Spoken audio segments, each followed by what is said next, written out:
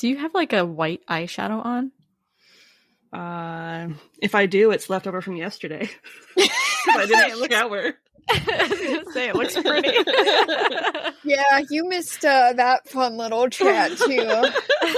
I was telling Lindsay how I would never judge her for not getting a shower because I basically crawl out of a coffin before we record. So. And then I said, what was it? I crawled out of my crypt for this. Yeah. And I said that should be a fun t-shirt. We should make that into some merch. That would be a fun t-shirt. I crawled out of my crypt for this. Oh man, look how long my hair is. It's getting so long. I'm a Manson girl now. But you wash your hair.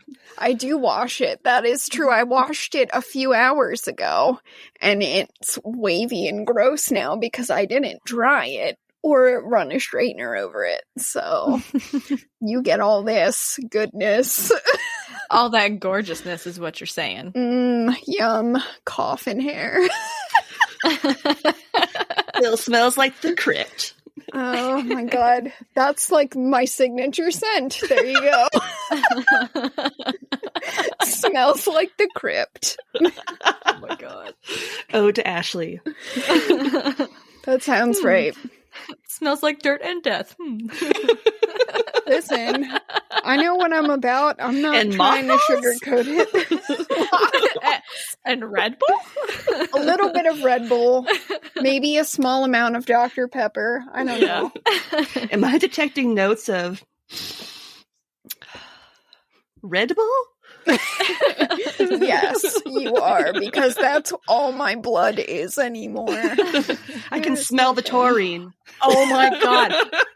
Could you imagine if a vampire sucked all of Ashley's blood and had never had caffeine like that before? It'd be like, it's like a super caffeinated vampire. I just picture it like pacing back and forth, like a cigarette in its mouth, and it's like, I have all these ideas. All these ideas. I'm so much time. You have all these ideas. I pictured it immediately transforming into a bat and just flapping around like a psychopath. I totally pictured it going into a window. Although, that's partially because one time when I was doing finals, when I was working on my PhD, and I'd consumed enough that I'm pretty sure I should be dead. And maybe I was. I don't know. But I got really hopped up on caffeine, and I was like, I think I'm a bat now. So I was just like walking around flapping my arms. Oh my god, I love that so much. I literally just walked around my apartment flapping my arms like a fucking bat. Oh my god. I wish you had caught that on video. It would have been amazing. Ashley, like, I just picture you being like, I am the night. I am the night. That's pretty accurate. Did you pick up a blanket and do the cloak where you're like, No, but I wish I had, because that would have been a good story. The Bela Lugosi. Oh. I just picture you flying around for a while and then like stopping and like eating a fruit really close to your face, like just like eating a grape, or taking a large bite out of a banana and then like slowly mouth eating it. I'll tell you what we'll do is I'll try to detox, which won't work, but I'll try to detox so that it actually does anything to me again, and then after like 2 weeks, I'll just load up really hard and we'll see if it happens again. You just start hovering. All my cells are vibrating. I am a bat now.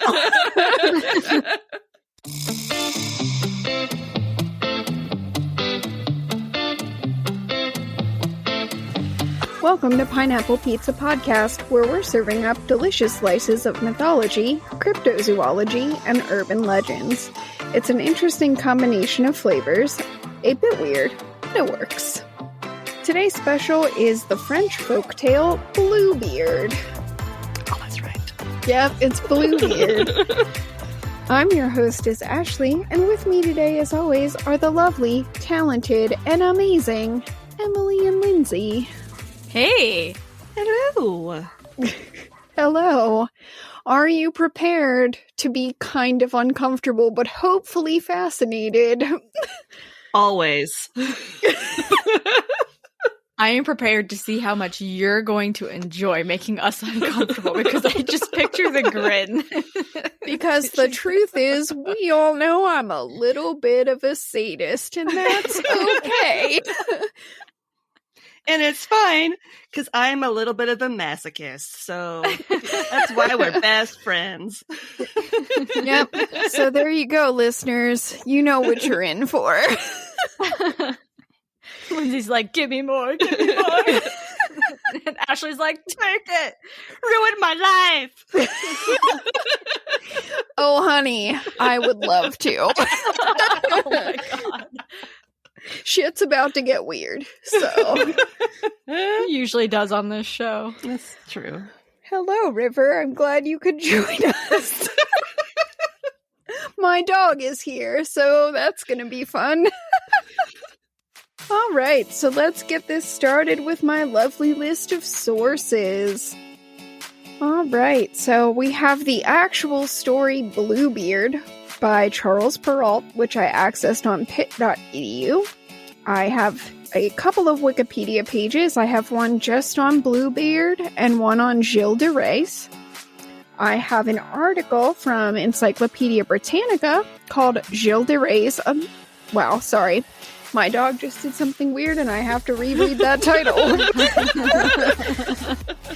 All right, we're going to try this again. The title is Gilles de Rais, History's First Serial Killer? Question mark. Ooh, Emily's face already. Color me intrigued. I detect a sparkle in Lindsay's eye. Lindsay's like, death? Serial killer? Can't even make it through the sources. Nope, and it's gonna get weirder because I'm gonna fuck up this next name, and that's okay. I'm just gonna go for it. It's by Misha Rendakova, Inspiring Bluebeard, the story of Gilles de Rais from Medium. I have I guess it's an article on the history of Bluebeard from pookpress.co.uk. And finally, I have a page from the website earlybritishkingdoms.com written by David Nashford called Connemore, Prince of Poher. So those are my sources, and it will become clear what some of those weirdos are doing in there in a couple of minutes. Oh goodness, this is gonna be fun. Alright, so this is a wildcard episode. I think it's the first one of these that we've done, so it's gonna be a little different from the way that I normally do stuff. We are still gonna do context though, because I like it. Alright, so like most folk tales or fairy tales, there are a lot of different versions of this story, written by a lot of different people and retold by a lot of different people, but the most famous surviving version of this French folktale was written by Charles Perrault and first published in Paris all the way back in 1697. Nice. Oh yes, it's an oldie. I bet those books smell real good. Did they use your perfume, Ashley? Yes, they did. It's, what did we say that it was called again? Damn it. It was Ode to Ashley, but it was like it was dirt and dust. Dirt and death, or dirt and death. Yes, ladies and gentlemen, we have a running joke about the fact that I often look like I just crawled out of a coffin, and I'm okay with it. It is okay. I am extremely pale. I'm kind of translucent. We're all alright with it. We're good with it. So while this work is classified as a folk tale, it appears to derive from actual legends about historical figures that originated in Brittany. One suspected source is Gilles de Rais, a 15th century Breton knight and nobleman who served alongside Joan of Arc in the 100 Years' War. You might be thinking, okay, he seems like an interesting dude, but I don't understand what he has to do with this story, if you know the story. By the way, I was treated to the knowledge that neither Emily nor Lindsay knows this story. So, if you do know the story already, enjoy this moment of delicious, dramatic irony, because they don't. And shit's about to get so crazy. It turns out our delightful friend, Mr. Derez, had a secret life. Dun dun dun. Oh yeah. So for years, rumors had been circulating because children tended to go missing in the areas around Derez's castles. No. Oh yeah. And the disappearances seemed to be connected to Derez and his servants. While it was common practice for young boys to be permanently separated from their parents if noblemen took them on as servants or pages, the volume of missing children was high enough to get that rumor mill running. Uh-oh. The volume. Yes. The volume. So we have a metric unit for our missing children. Okay, I thought that was a perfectly acceptable way to describe it, but if you want me to use a different word, I can. No, but it's just, yeah, you can tell it's not just like a couple, it's like it's there's a huge amount of them. I thought volume was classier than metric fuck ton, but if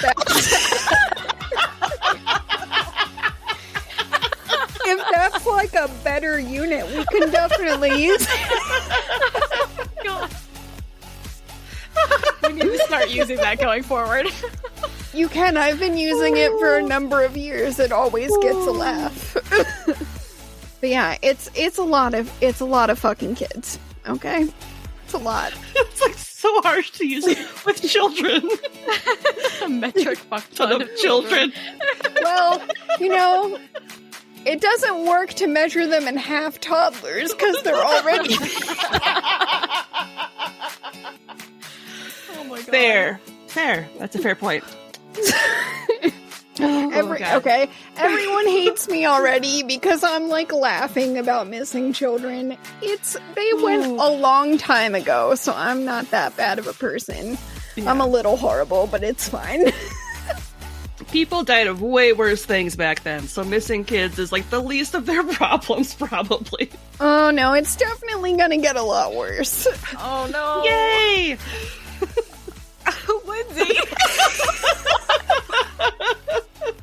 I'm over here like, no! And Lindsay's like, yes! I did say fuck me up at the beginning of the episode, so yeah. I gotta stick with my... Listen. Stick to my guns. I promised that lives were gonna be ruined, and I'm just trying to live up to my word.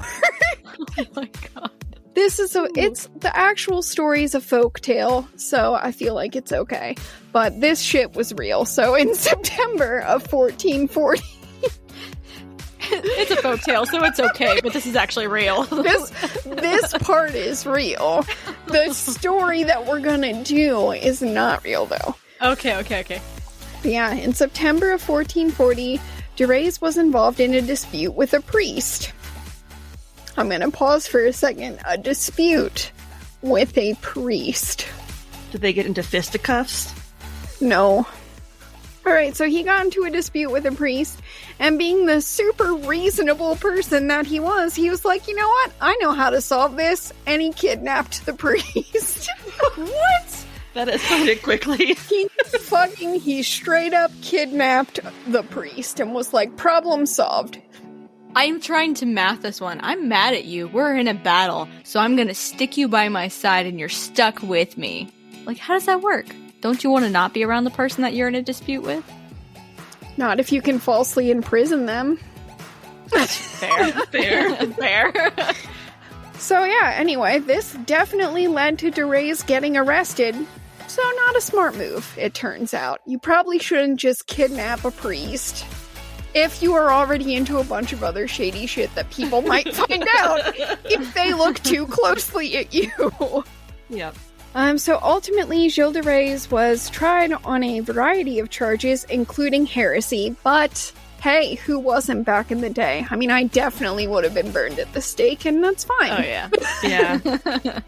But he was also charged with sodomy, demon invocation, and murder. The trifecta.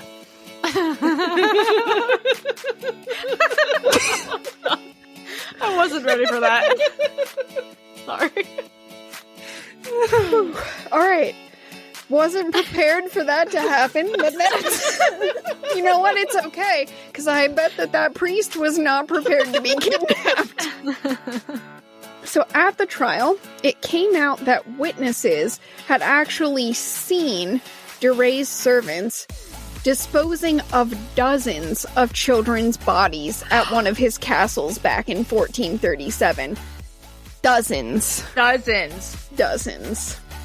Oh my god. They had kept silent because the witnesses were of lower social status and they essentially could not throw down against the power of a nobleman. You just don't fucking do that. If you are a peasant, you don't. Mm-hmm. Like, that's not gonna work.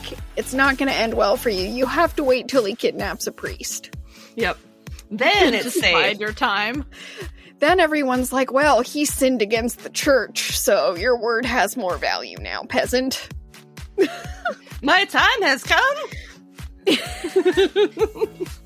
But yeah, so that's the kind of shit that gets you killed when you're a peasant if the person, isn't already arrested for kidnapping a priest. You just don't do that.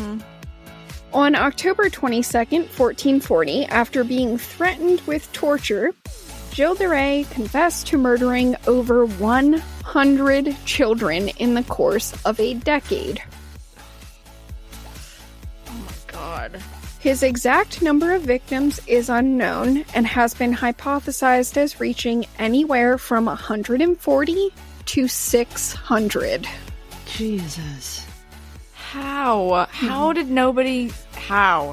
Well, the servants were forced to kidnap the victims, and then de Rais would torture and murder them before engaging in, by the way, quick pause. The next thing I'm going to say is super disturbing. If you feel like in any way you can't handle it, hit the skip button, because it's gross, even for this show.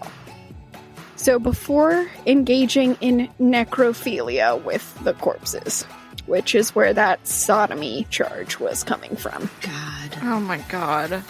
He was sentenced to death and executed in Nantes on October 26, 1440.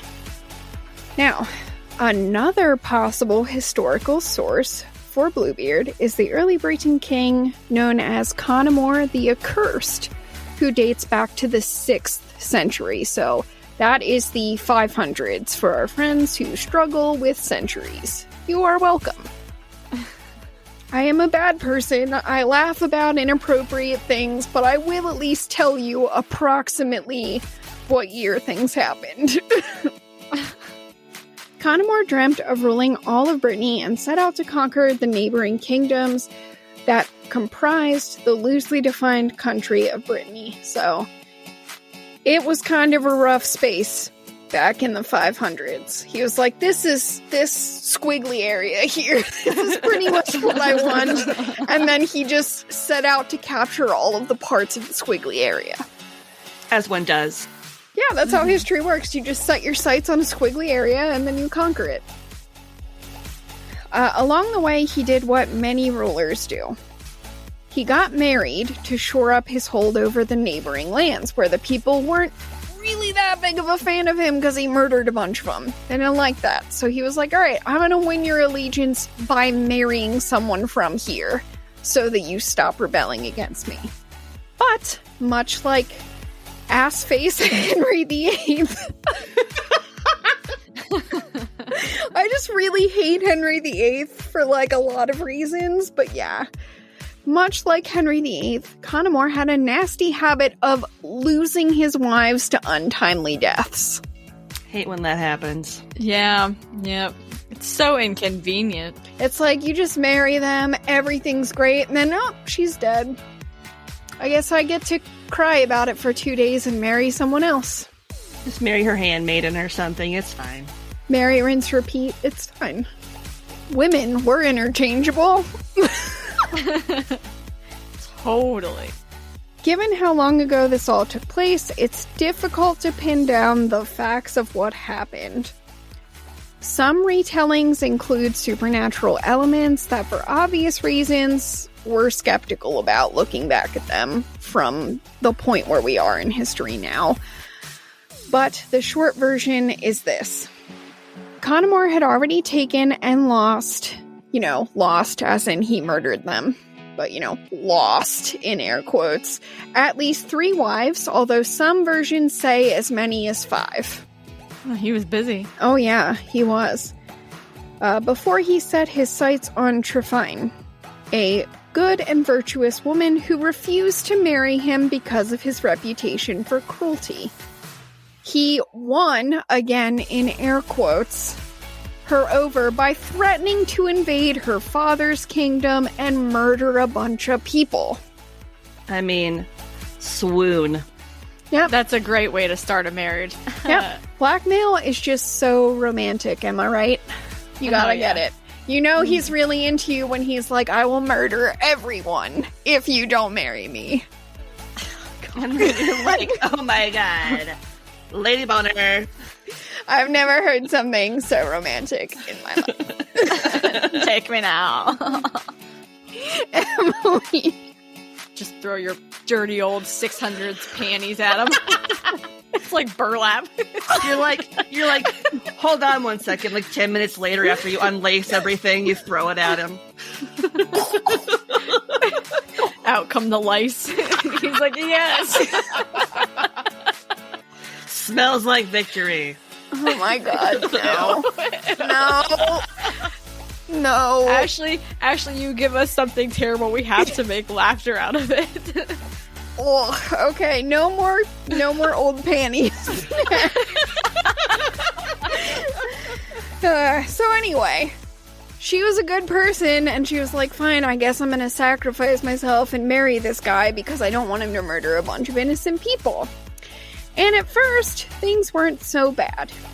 He seemed like he really loved her, but then she got pregnant, by herself, because that's how that happens. Wasn't his fault at all. Nope. So, yeah, anyway, turns out Connemore believed he would be killed by his own son. Oedipus. Where have we heard that before? Gee, I don't know. Greece?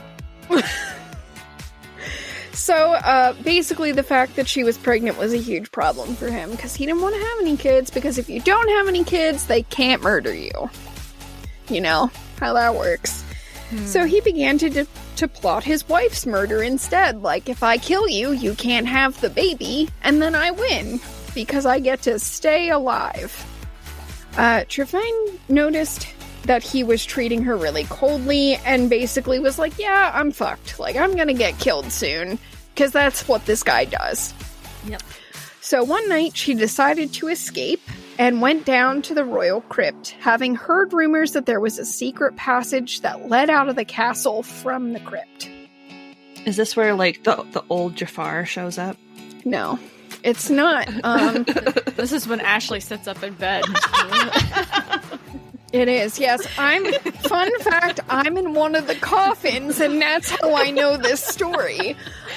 This is She how was a witness to the whole thing. This is how I reveal to everyone that actually I am over 1,500 years old, and I Well, you really, look damn good. I really am a vampire.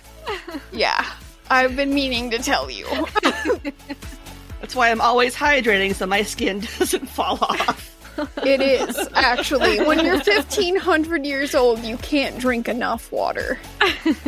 True story. But upon entering the crypt, Trefine found several coffins, and all of them were occupied except for one. Uh-oh. The ghosts of the dead revealed themselves to her as Connemore's previous wives, all of whom he had murdered. And they warned her that she needed to escape, and it's like, duh, that's why she's in the crypt in the first place. We don't have time for this. But, you know, I didn't write the story, I'm just retelling what I heard from in my coffin, so... She's got her ear pressed up against the side. What's going on out there? Terrified, she fled into the woods, but unfortunately, Connemore caught up with her and beheaded her. Nice. Yep. cut it clean off. He cut her head clean off. Gosh. Supposedly, Trefine's body was found by St. Gildas, and he restored her to life by placing her head back in its rightful position. As you do. Yeah, you'd hope it wouldn't be, like, at a 90-degree angle or, like, facing backwards. Backwards. This is so helpful, thank you. I mean, go ahead. Can you imagine? He's like, oh, well, these two pieces belong together. And she's like, hey! He's like, oh my god! I mean, I'm just over here thinking, like, wow, if that's all it takes to restore a decapitated person to life, we've buried a lot of people for reasons that I just can't understand. Mm-hmm. No spell or anything, just put it back up there, you're done. I'm just gonna put this right here. Put a little band-aid on it. Oh my god. Put a band-aid on it. Have you seen the 1980s Labyrinth with David Bowie? Yes. Hey, her head don't come off! They, like, pass the heads around. I know this has nothing to do with anything, but you just mentioned Labyrinth, so I'm gonna do it anyway. I'm probably gonna post one of my favorite memes on social media now when this episode comes out, because we've just backdoored me into being able to do it. So, back when that song Call Me Maybe came out, you know how that shit was everywhere, and it got stuck in your head and you would sing it forever. Well, then everyone made all those fun Call Me Maybe memes, and there's one for Labyrinth that I'm obsessed with.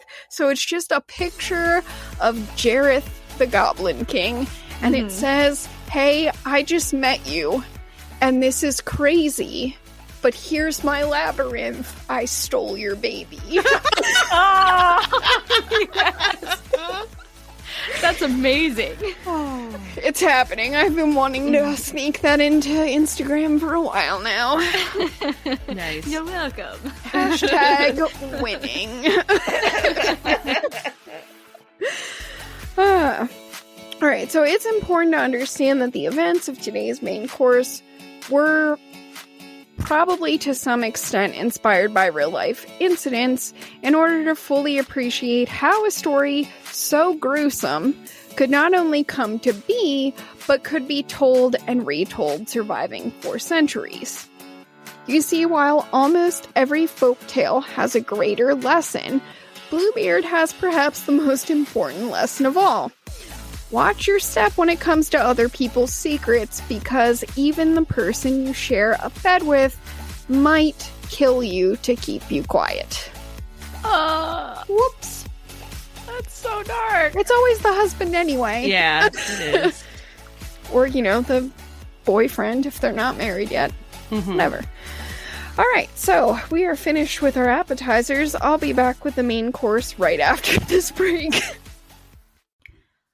Hi everyone, it's Emily from the Students' Verdict podcast. We're a new, bi-weekly podcast covering true crime cases, some you might not have heard of.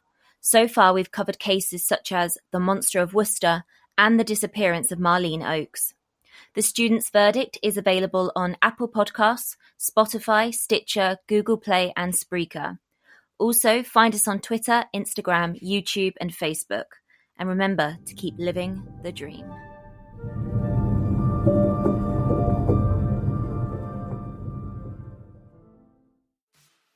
And we're back. I hope you're hungry because it's time for the main course. Let's get into it. Once upon a time, there was an incredibly wealthy man. He had multiple fine houses, beautiful embroidered furniture, coaches gilded with gold, and a great deal of silver and gold at his disposal. But in one respect, he was extremely unlucky.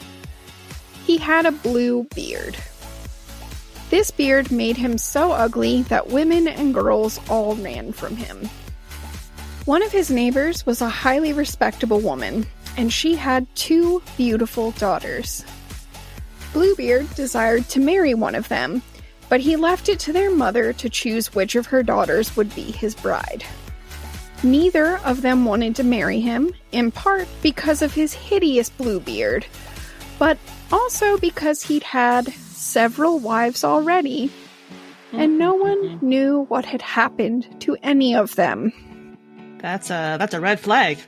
Yeah. Yeah, but that beard, though, it's real gross. Can you just brown bag the beard? Why don't you just shave it? Well, apparently he doesn't want to. He's very proud of it. What's he gonna stroke when someone asks a good question? Just his chin, like me. It's not as satisfying. You need a beard. You do.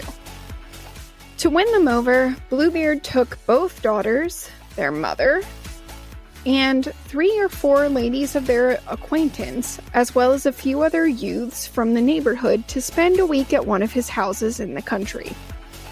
They passed a mirthful week of parties, hunting, feasting, and dancing. In fact, they had such a good time they rarely slept, choosing instead to spend the nights laughing and joking with one another. By the week's end, the younger daughter began to think perhaps his beard was not so blue and ugly after all, and really, he seemed to be quite a gentleman. Who cares about those fucking missing wives? Jeez.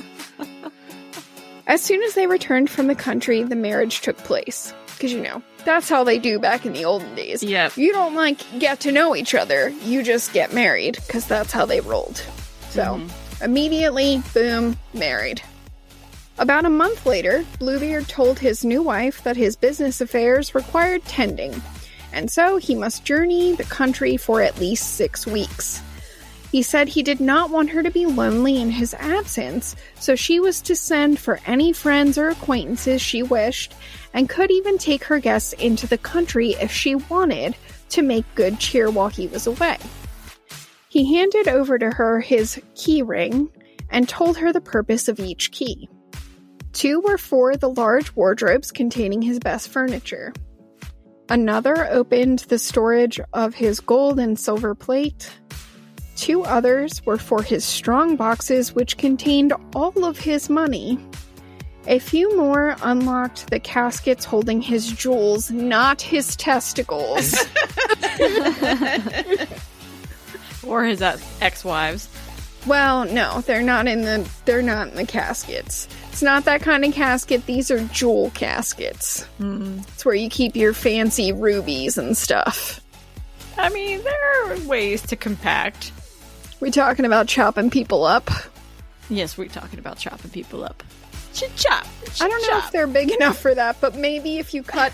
Yeah, maybe if you cut off all the limbs and the head... Maybe. Stack them like cordwood. Now all I can hear in my head is that scene in Venom where he's like, we'll stack the bodies in one corner and the heads in the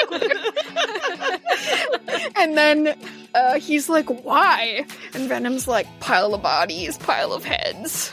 That's the answer. Just, that looks good. I want a pile of bodies and a pile of heads. Done. That's just how you do it. Everyone knows that. It's more feng shui. It's to keep the heads from being put back on the bodies. With the little band-aids, because then they'll come back to life. Exactly. Solved it. There was a master key to every room in the house, and finally, there was a small key for the closet on the ground floor at the end of the Great Hall. He bade her open anything she wished, with the sole exception of this closet. That doesn't seem fishy at all. I'm not hiding anything from you. Nope, not at all. Totally normal to be like, don't go in that closet. It's gonna be like Friends, where they open it and it's where Monica keeps all of the disorderly stuff because she's a clean freak. It's gonna be just like that. He's a Monica, he just doesn't want her to know. Yep. It's where he's hiding her birthday present. He doesn't want her to find it. See, I just picture it as that commercial with the Tupperware where the chick opens the cabinets and all the Tupperware comes falling out. It's in there perfectly. Please don't mess with it. If you touch anything, if you breathe, it's going to all come tumbling down. I can't have that. I washed all of that Tupperware. It took forever. He swore to her that if she disobeyed him and opened that closet, she would face his anger when he returned because of the Tupperware. Mm-hmm. You know? Of course. It's just very important to him. He has a thing about the Tupperware. Who doesn't? As one should. When you match the lids with the top, like, it just leave it alone. Yep. His wife promised not to go into the forbidden closet and to do as he had instructed, and so he hugged her and left. As you do, and he's supposed to be gone for 6 weeks. He wasn't gone long before the wife's friends and acquaintances arrived, and they hadn't even been invited yet. They just heard he was gone, and they were like, let's go touch all of his stuff. I'm just picturing one of them like rolling up in a like chariot and being like, "Get in, bitches! We're going to visit our friend." And they like go over. Let's go through all that guy's stuff and see if we can figure out why his beard is so blue. I've always wanted to know. But the actual story says that they were just very eager to see his remarkable possessions. Yeah. Mm-hmm. Yes, You know. yes. That old story. The guests explored all of the rooms, every single wardrobe, and peered into all of the closets. Nosy sons of bitches. Jeez. There wasn't a lot to do back in the day. This is his hat closet. This is his boot closet. Ooh, boots. Those have less horse poo than those. Each room seemed to surpass the last in its finery. They praised every magnificent thing their eyes beheld and wished her great happiness in her new life. But none of this interested the newlywed in the least. Her only thought was of the forbidden closet, which she was intensely impatient to open. As soon as she found an opportune moment, she snuck away from the guests. She paid no mind to how uncivil such behavior was, because honestly, nothing mattered to her but opening that door. So her behavior of sneaking away from the people who showed up uninvited and just ransacked her home and went through every freaking corner, her behavior is rude. Yeah, it is. Because she was like, "Stay there, guys. I gotta go do this thing. You're not invited. Entertain yourselves." Everybody knows a nosy Nelly is just not a good person, so she's screwed. We don't like her anymore. She's a bad person. Mm-hmm. So Of course. It makes sense. She was so impatient that she nearly broke her neck rushing down the back stairs. Damn, girl. Yep. Jesus. Was her name Pandora? Like, she's Down the stairs. she's like duck and roll, and she just like rolls down the stairs. See, I see her bolting for those stairs, and then she hikes those skirts and like hops on the railing and down the. Like something out of a cartoon. Yes, totally like Tangled style, but way clumsier. She was able to regain her balance and hurry on to the closet. When she finally reached the door, she paused for a moment and reconsidered her husband's warning. She wondered what punishment might befall her if he really could tell that the door had been opened while he was away. But the temptation outweighed her momentary caution, and she placed the little key inside the lock and turned it with her trembling hand. For a moment, the darkness prevented her from seeing anything, as there were no open windows to let in light from the outside. After a few moments, her eyes adjusted to the lack of light, and she was horrified to realize that clotted blood covered the floor of the closet. As her eyes trailed upward, she saw the bodies of Bluebeard's previous wives suspended from hooks in the walls. That's not Tupperware. No, it's not Tupperware at all. No. It's not a Monica closet either. I lied. like a liar. That's an interesting way to decorate a closet. Well, they're his trophies, you know? If it's okay to stick dead animal heads on your wall, why not? Mm-hmm. In her terror, the key slipped from her hand and hit the floor, landing in blood. Mm-mm. She managed to pick it up, leave, and lock the door behind her, but she was in a dreadful state from what she'd just seen. She snuck back upstairs and fled to her chamber, hoping to find some way to recover from what she'd witnessed on the floor below. She soon realized the closet key had blood stains upon it, and try as she might, no amount of cleaning would remove those stains. You see, the key was magic, so no amount of effort, no scrubbing with soap nor sand would ever be able to remove the telltale marks from its surface. Bluebeard returned unexpectedly that very same evening. I didn't expect that at all. What? He informed his wife that word had reached him on the road. His urgent business had been resolved in his favor already. His wife did all she could to assure him that she was delighted by his return, hoping to avoid suspicion. The next morning, though, he asked her to return his keys. Having no choice, she turned over the key ring, and her hand was trembling so that he already knew what she had done. For a moment, he pretended to be unaware of her betrayal. And so, he carefully inspected the keys in his hand before asking why the little key for the closet was not on the ring with the others. Mm-mm.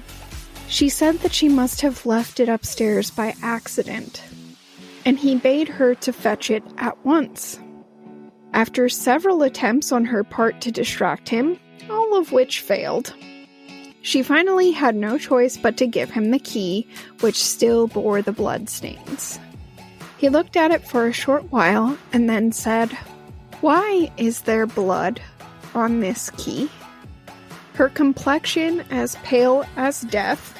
Quick pause. Girl, I feel you on that. She answered, "I don't know." "Oh, you don't know," he said. "Well, I know all too well how it happened.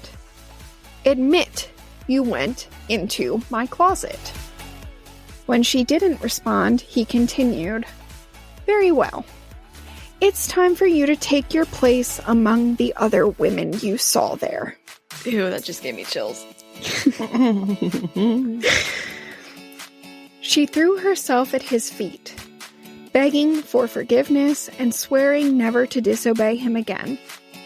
Her trembling, crying, and sorrowful tone would have moved even a rock to be lenient. So beautiful and distressed was she. But Bluebeard's heart was harder than any rock known to man.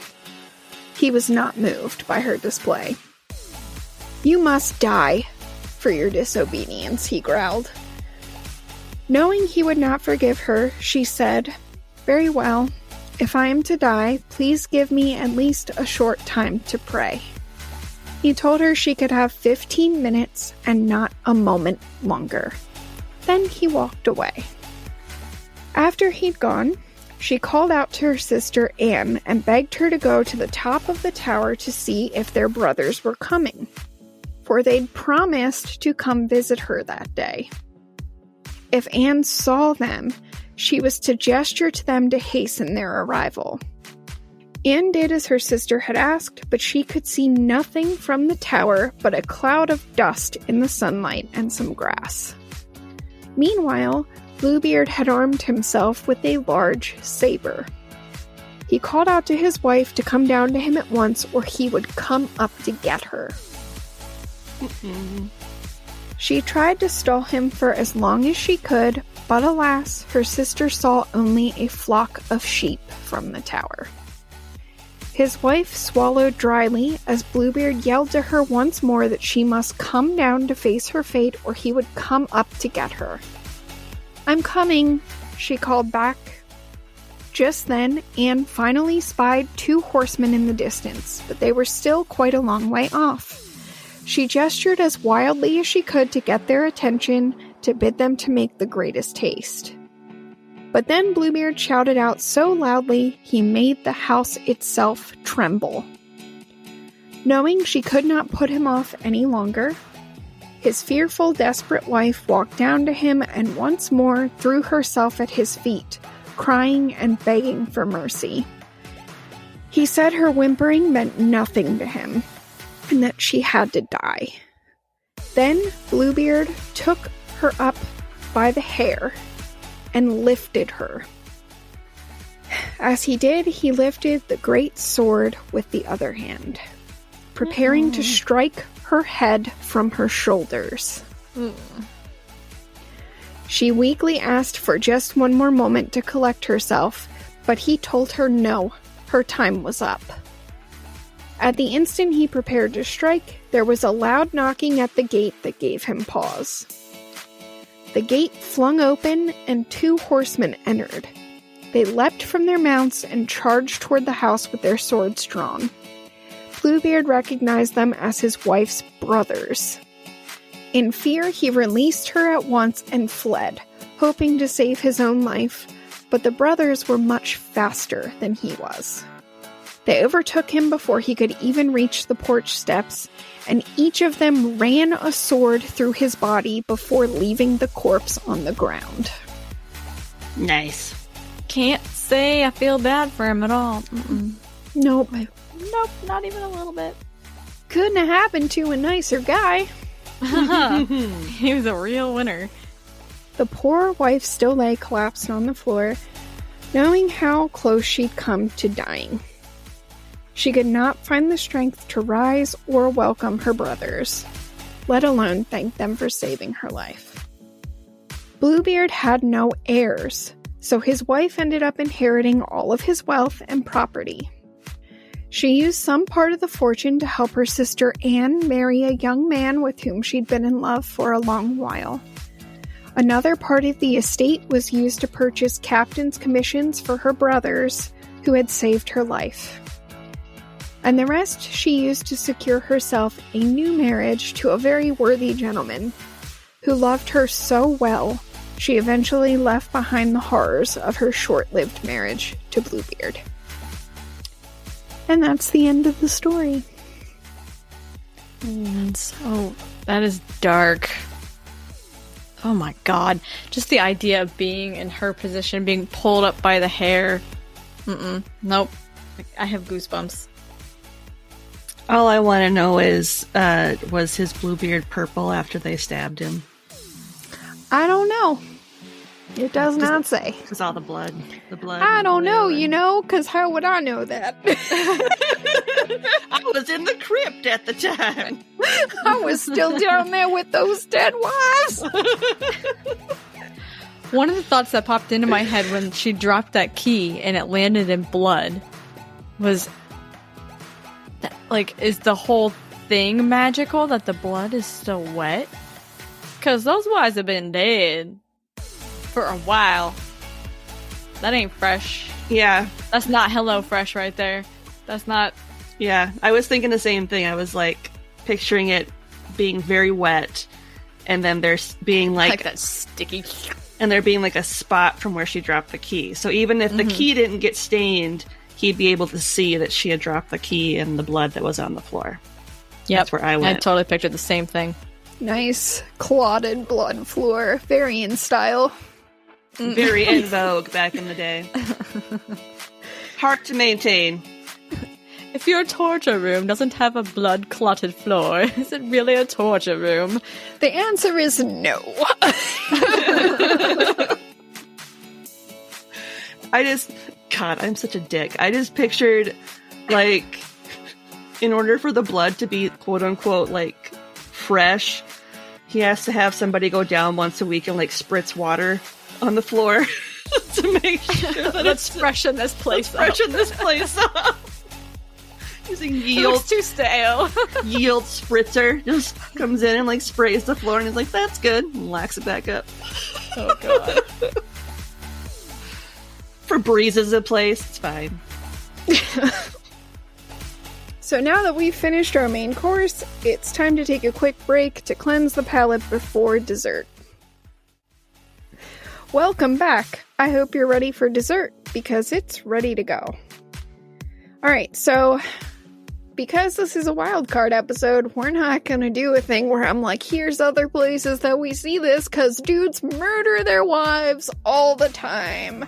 And I would fucking know. Because I spend more time reading about that than anyone should. So, we're not gonna do that. What we're gonna do instead is I have jotted down a bunch of final thoughts about the story and about the moral of the story. So, we're gonna have some fun with this. It's gonna be a lot of stuff about how, like, why do they hate women so much? Not cool?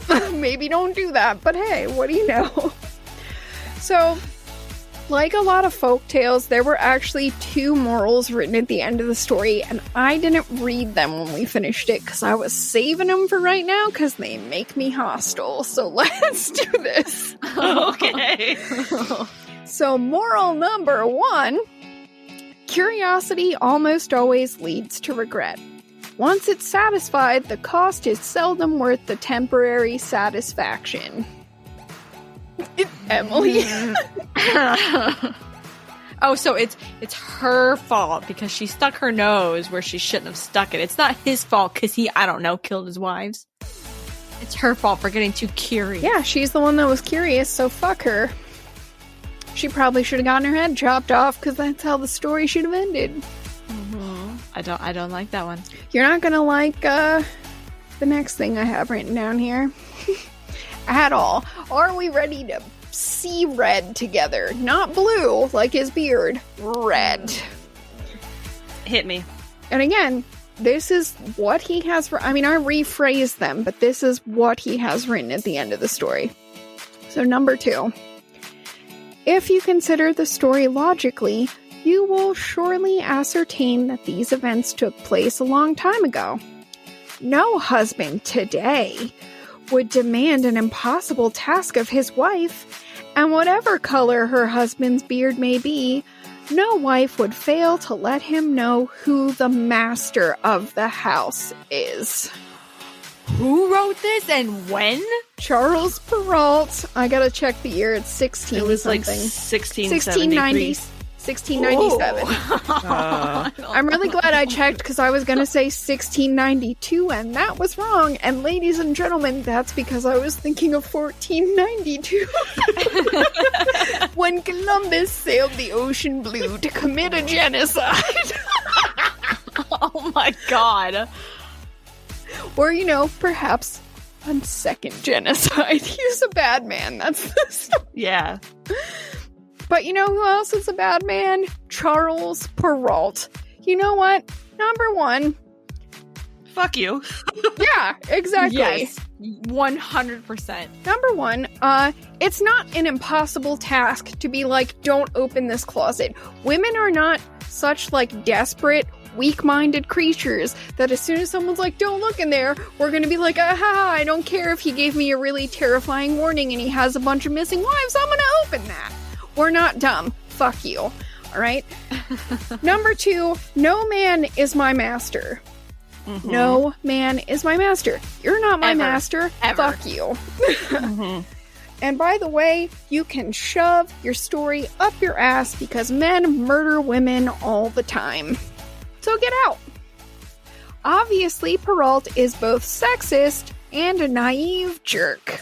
But if we set that aside, it's pretty clear that the first moral is akin to the idiom, curiosity killed the cat. Yep. Mm-hmm. I don't disagree that curiosity can lead to bad consequences, but I think it's pretty damn absurd to try to slap that moral on a story where the thing that's discovered because of curiosity is that the husband is a serial killer who has literally killed every wife he's ever had. Yeah. So, no. Thank you. And also, like, bully for the husband for being like, I'm going to keep all my dead wives in a room in the house and then basically entice my wife and, like, gaslight her into opening the door by being like, oh, don't see what's behind door number 1. Woo! Even though I gave you the key and the power to open up the door, what's going to be there? Well, we have such tiny goldfish brains that we have to go into the place we're not allowed to be. And we have to go there so fast, we almost, like, break our necks trying to get to it. Yeah, well, all of the blood is in our uterus, so our brain is not getting any. That's why we have to live in a tent of shame in the woods for 5 days a month. We just bleed our brains out every month. Yep. Why am I so dumb? All right, so we can go ahead and ask ourselves what the motive was in this story, then, for killing his first wife, who could not have possibly stumbled on a murder room filled with previous dead wives. Mm-hmm. But no, we don't give a shit about that. That doesn't matter, right, Perrault? Okay, whatever. But yeah, I'd love to hear Perrault's explanation on why she, too, is super dead when his theory doesn't work anymore. But, he died, so he doesn't have to answer my questions. And he wouldn't have to anyway, because he's a man and I am a woman. Mm-hmm. As for the second moral... Oh my god, I can't believe I wrote that. Alright, let's try this. I can do this. It's gonna be fine. As for that second moral, that can get strolling right back to hell where it came from.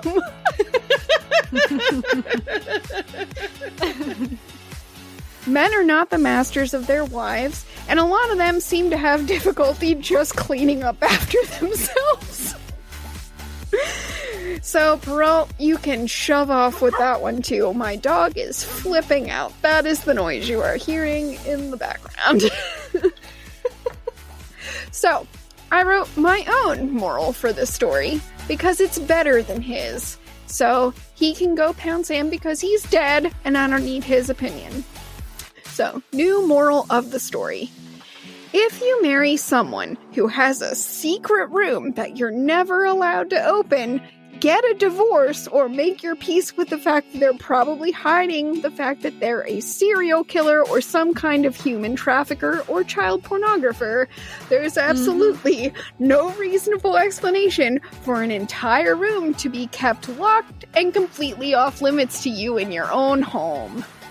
Also, try spending more than a week with someone before you decide to marry them. But hey, what do I know? I'm single, so you don't need to take my advice if you don't want to. However, I'm also still alive, and I was just thinking that.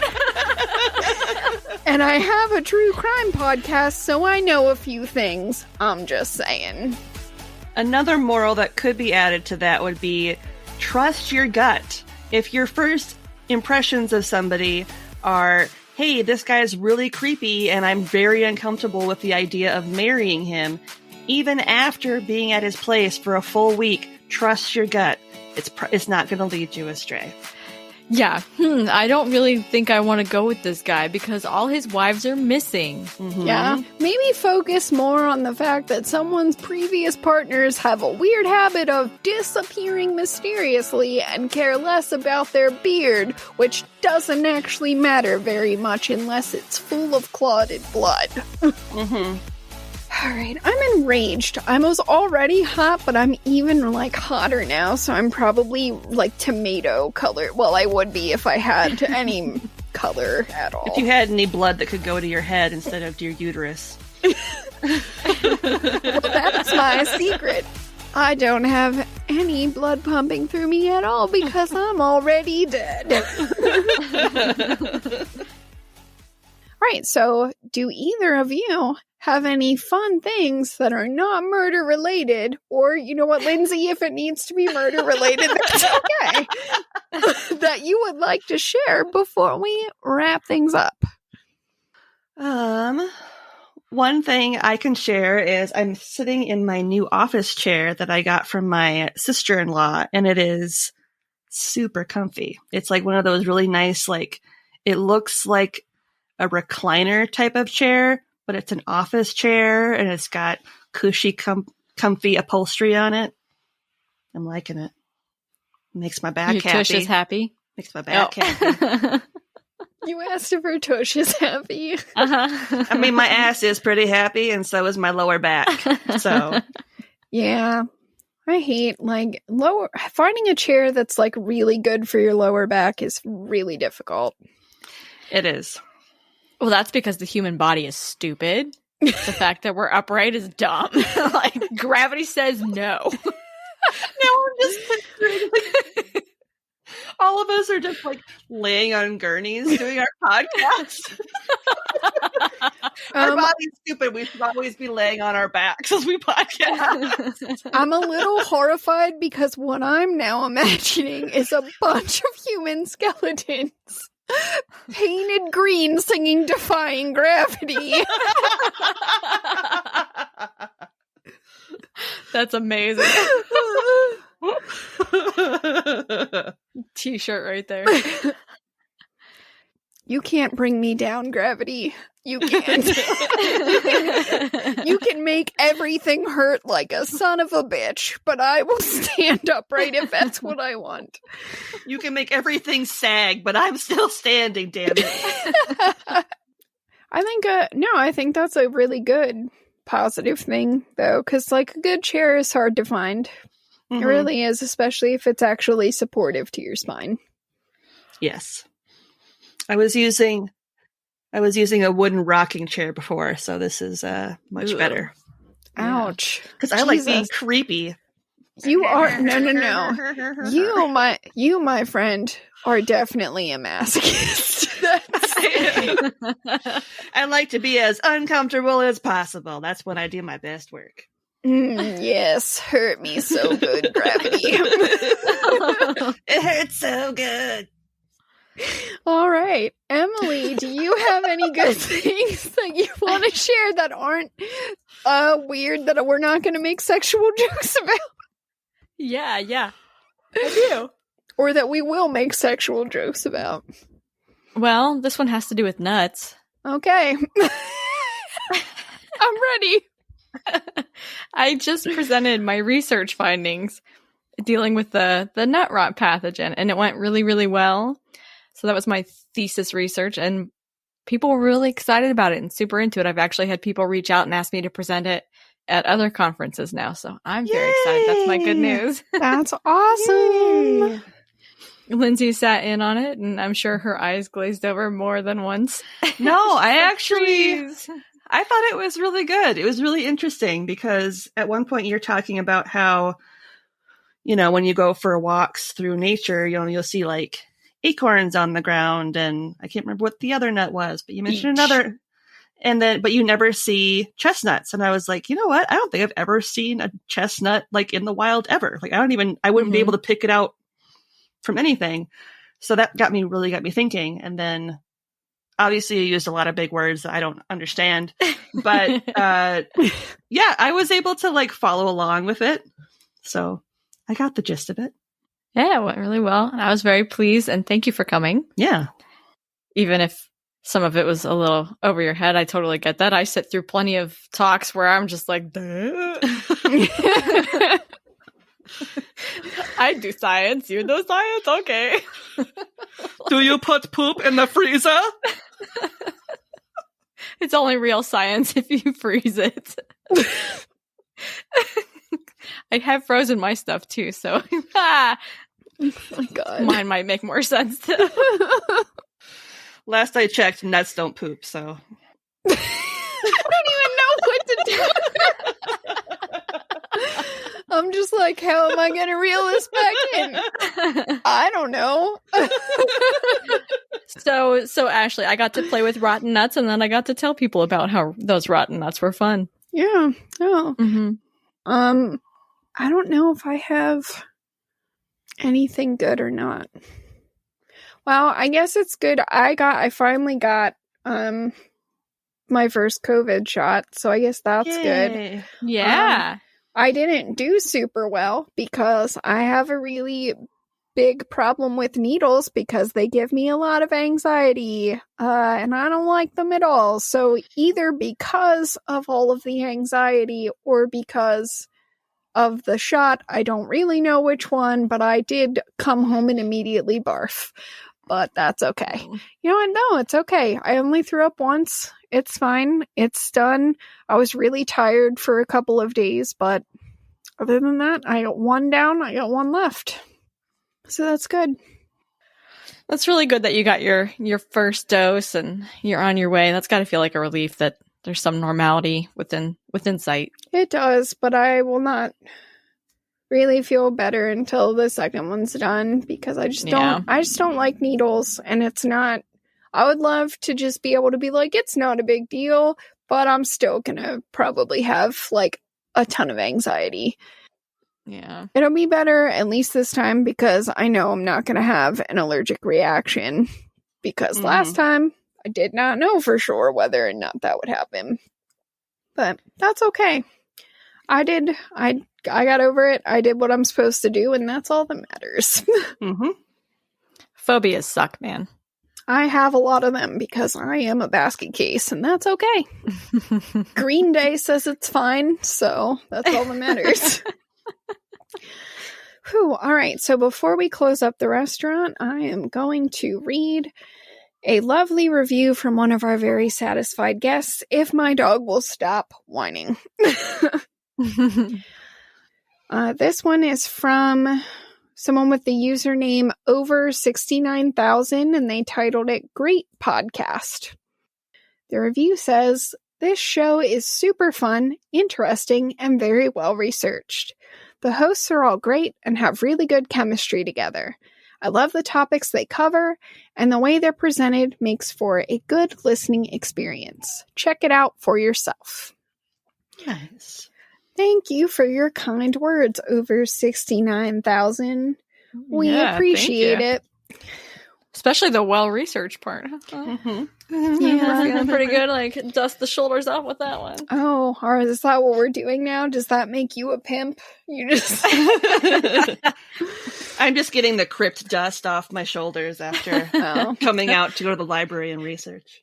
The only thing that dusting your shoulders off will ever make me think of now for till the end of time, for better or for worse, besides the Jay-Z song, is that scene in The Last Jedi where they try to just shoot the living crap out of Luke Skywalker, and then when the dust clears, he just like defiantly looks at Kylo Ren and is like Mark Hamill for life. Yeah, my robe's dirty. You gotta make angry face at them when you do it though, because that's how they know that this means fuck you. I am annoyed. Fuck you. You tried to kill me. You did not succeed. Thank you for coming to visit our beautiful pizzeria and enjoying a homicidal slice of French folktale, Pineapple Pizza Podcast. Sweet and cheesy.